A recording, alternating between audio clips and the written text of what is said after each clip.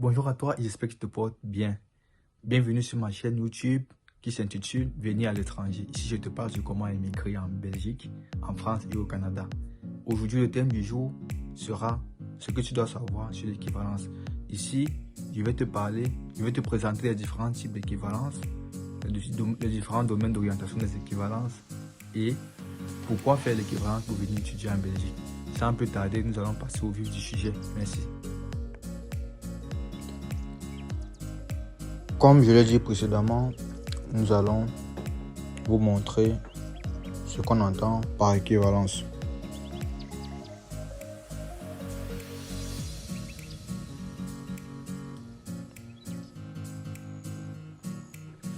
Qu'est-ce qu'une équivalence? Nous allons lire ensemble.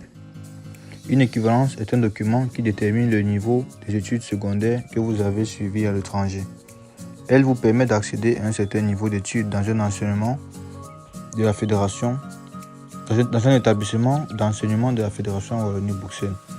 C'est une procédure préalable et obligatoire à toute inscription dans un établissement d'enseignement de la fédération Wallonie-Bruxelles. Une équivalence est délivrée sur base de documents secondaires. Je vais parachuter ici en disant aussi que l'équivalence permet généralement de candidater pour les formations de bachelier. Les formations de master sont dispensées d'équivalence du baccalauréat.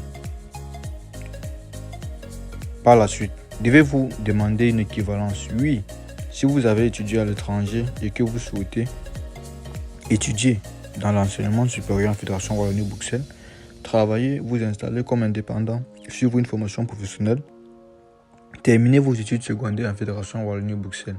Non, si votre diplôme est un baccalauréat délivré par l'école européenne, un baccalauréat délivré par l'Office international du baccalauréat, un CESS délivré par l'école internationale du CHEP, un diplôme délivré par une école à programme belge à l'étranger.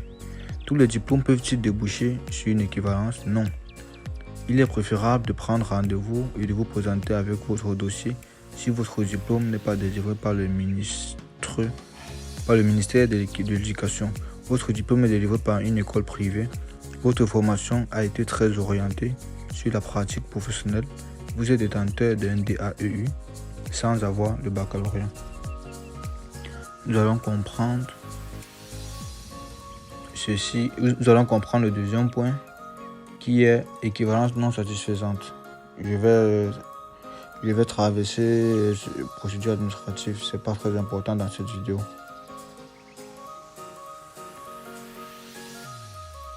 Introduction. Dans quel cas une décision d'équivalence est-elle insatisfaisante? Si la décision d'équivalence ne donne pas le résultat attendu, vous ne pouvez pas entamer les études souhaitées. Si la décision d'équivalence vous indique que votre diplôme n'a pas de correspondant en Fédération Wallonie-Bruxelles. Raison 1. Vous n'avez pas terminé vos études secondaires et l'équivalence ne donne pas le résultat attendu. Que pouvez-vous faire? L'équivalence n'est pas le seul moyen d'obtenir un diplôme en Fédération Wallonie-Bruxelles. Vous pouvez présenter les examens auprès du jury de la Fédération Wallonie-Bruxelles permettant d'obtenir certificat d'enseignement du premier degré, deuxième degré, certificat d'enseignement secondaire supérieur. 2. Vous avez terminé vos études secondaires et l'équivalence ne donne pas accès aux études supérieures souhaitées. Les alternatives sont: vous pouvez présenter l'examen d'aptitude à l'enseignement supérieur DAES organisé par la communauté française. La réussite de cet examen vous permettra de lever toutes les restrictions reprises par la décision d'équivalence et d'accéder à tous les types d'études supérieures. Ceci, c'est pour ceux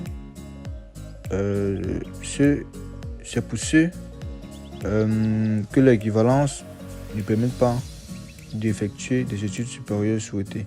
S'ils sont déjà sur le territoire, et par exemple ils étaient en master et ils veulent rentrer en bachelier, si en faisant l'équivalence ne donne pas accès aux études supérieures, ils peuvent composer le dit examen DAES afin de lever toutes les restrictions. 3. Vous avez terminé vos études secondaires et votre diplôme n'est pas reconnu comme équivalent au CESS ou au CES. L'équivalence n'est pas le seul moyen de poursuivre les études supérieures en Fédération Wallonie-Bruxelles.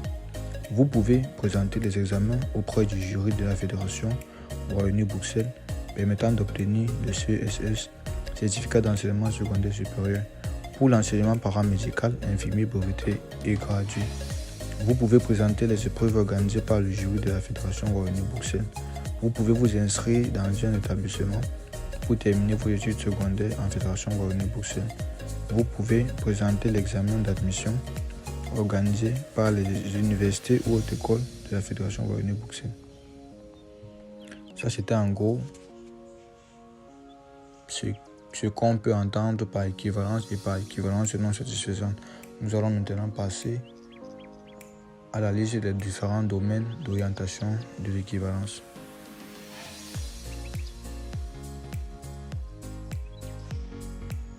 Nous allons aller sur ce site de l'enseignement, sur le site de la Fédération Wallonie-Bruxelles.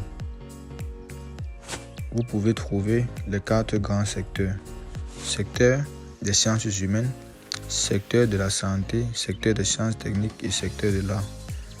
Les différents domaines sont: secteur des sciences humaines, nous avons des domaines tels que la philosophie, la théologie, langue, lettres et traductologie, histoire de l'art et l'archéologie, information et communication, sciences politiques et sociales, sciences juridiques, criminologie, sciences économiques et de gestion, sciences psychologiques et de l'éducation.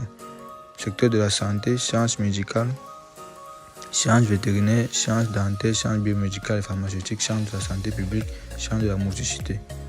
Sciences et techniques, domaine des sciences, sciences agronomiques et ingénierie biologique, domaine de l'ingénierie et de la technologie, art de bâtir et urbanisme. Secteur de l'art, art et sciences de l'art, art plastique, visuel et de l'espace, musique, théâtre et art de la parole, art du spectacle et techniques de diffusion et de communication, danse. Ça, c'était en gros les grands secteurs. Nous avons aussi l'équivalence peut généralement aussi être orientée dans l'enseignement général. Ça fera l'objet d'une prochaine vidéo. En gros, c'était un peu ça, les différents points clés du thème du jour.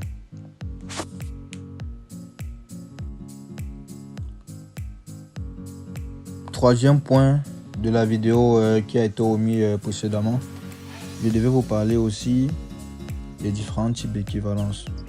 L'équivalence peut être orientée aussi dans le secteur, dans les études pour l'enseignement de type court, de type long et de type court et long. Type court, il s'agit ici d'un bachelier professionnalisant, généralement organisé en cycle de 180 ou 240 crédits repartis sur 3 ans minimum. Et pour l'équivalence de type long, l'équivalence de type court permet d'étudier uniquement dans les hautes écoles. Et pour l'équivalence de type long, le type long est composé de 2 cycles, un bachelier de transition 180 crédits, suivi d'un master généralement 120 crédits, parfois 60 crédits. Pour l'équivalence de type long, il permet de donner accès aux études à l'université.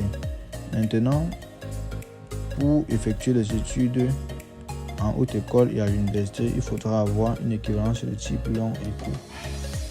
J'espère que cette vidéo te sera utile dans la compréhension de l'équivalence et des différents types d'équivalence et aussi des domaines d'orientation de l'équivalence. Merci.